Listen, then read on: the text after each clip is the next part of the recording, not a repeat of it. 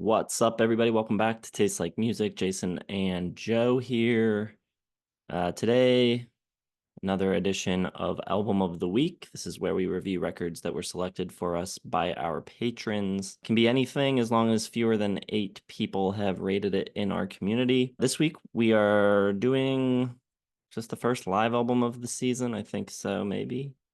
We are doing Beach Boys live in London. This came out in 1970, I believe, recorded in December of 1968. And then I think at some point it was re-released as Beach Boys 69, which is a incorrect name. I didn't really know anything about this live album in particular.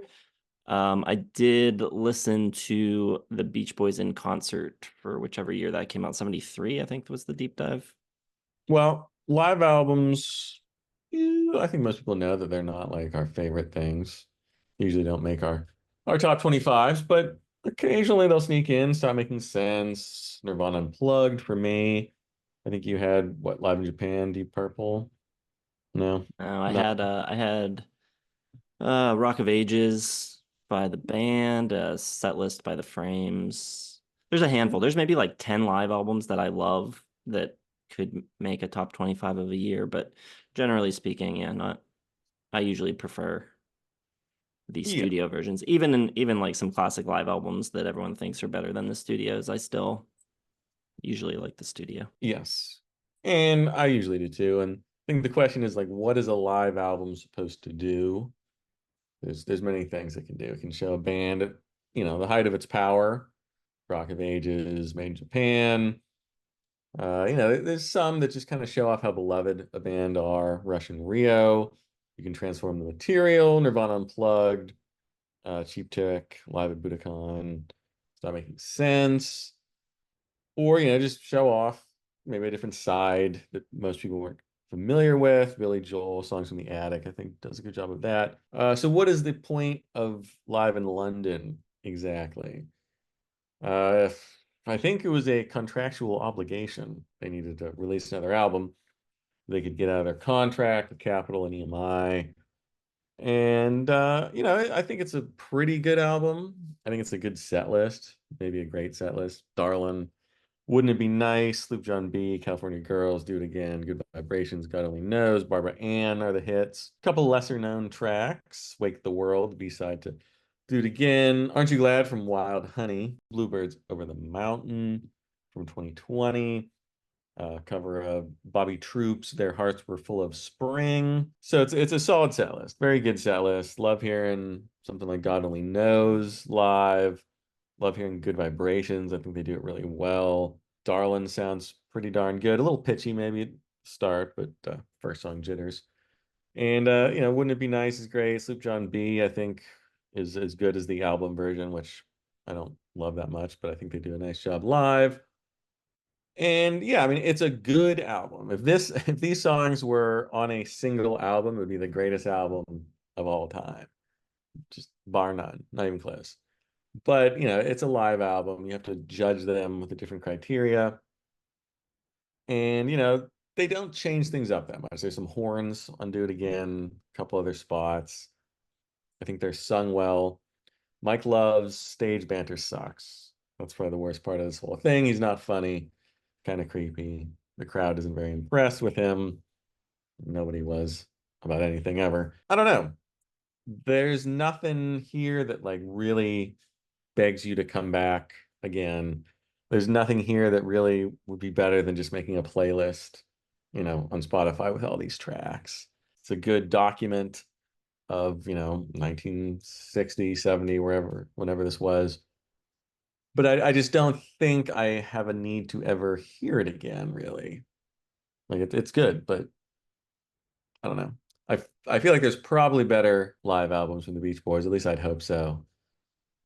If not, then kind of sucks, but I guess they're more of a studio band anyway. Yeah, I feel similarly. I think it opens strong. I think the version of Darlin' on here is really good. They kind of blow through Wouldn't It Be Nice? They shorten it by like half a minute. It's a minute 53 on here. Just kind of flying through it. The horns on Sloop John B feel totally unnecessary. They don't change the arrangements too much. They stick pretty close to the originals, but you do have some horns in places that they aren't in the originals. And I don't know. I don't think it really ever elevates anything. It's kind of cool in the spots where there were already horns, like on Aren't You Glad? But yeah, it doesn't make too much of a difference. Good Vibration is it's an okay version, but Mike Love kind of ruins it with some stupid comments. When it slows down, he goes, "Oh, different tempo." It's just weird. Um, what I will say about it is that I am pretty struck with the quality of the vocals. There are moments where there's like a little pitchiness, but like it's the right amount for a live album, I think. I think it shows that they're really singing it, and it's never like terrible or embarrassing. And I think most of the time it sounds fantastic and kind of shows off what great singers they were and like how well they could pull it off even live. I don't know that they're the greatest players of their instruments. I think maybe sonically, as far as like the band aspect of it goes, it feels a little weak. So yeah, I don't know. I think this is like a show that I would have been absolutely thrilled to see in person. It would have been so cool. But to listen to it as an album, it's okay. I'm not mad at it. It's fine. Yeah, I enjoyed listening to it. It's just, I'm probably not going to go back to it. Not that compelling as an album. So like a light 3.5 for me. I'm gonna go a strong 3.5 for me. Okay. Yeah, I mean, I like the Beach Boys, so it's good. It's kind of like I don't know that I'd call this their prime, but like almost their prime. And yeah, this we didn't mention the lineup on it. It's basically your core Beach Boys lineup minus Brian plus Bruce Johnson. Um, yeah, it's good, but I'm not sure like, the point of album of the week is to like bring classics to the table that not a lot of people in our community have listened to. And would I call this like a classic live album? Not quite. I think it's a good live album, but not like a classic or something that people need to run to. No, it's not like superlative or yeah, a must listen. I think any Beach Boys fan would want to listen to it, but Yeah. yeah, it's just a live album of the Beach Boys playing some of the greatest songs ever written. So I don't think it's really some hidden gem or anything like that. All right, let us know what you think of this record. Drop your thoughts in the comments. Hit the like button, subscribe, hit the bell for notifications, all that good stuff. If you're interested, you can check out the link in the video description for Patreon, merch links there as well, website, and all of our social media. So check it all out. Thanks for watching. We'll see you in the next one.